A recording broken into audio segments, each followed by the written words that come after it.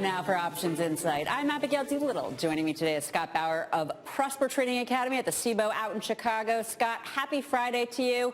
And you know, on this Friday, we're looking at the first down week for the S&P 500 in 5 weeks. Do you think it's healthy consolidation, or do you think it could be the start of another whipsaw? We've had so many whipsaws, but this one possibly down.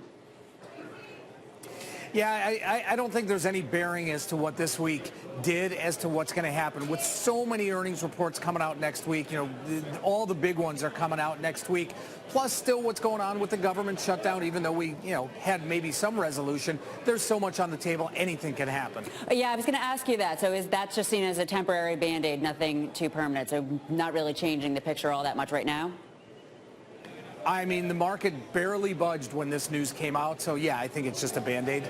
So in terms of earnings, it's been interesting relative to chips, such an important sector. We've had some good reports, and then Intel next week, lots of big tech. We have Apple, Facebook. What are you thinking that we're going to see out of some of those companies?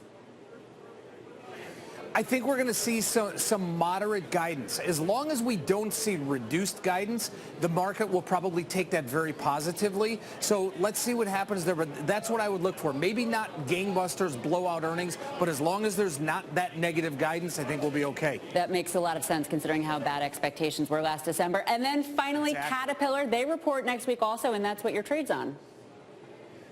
It is, and I'm not necessarily looking for a big upside move, but I'm looking for kind of that backstop. I'm selling the 133, 130 put spread of next week.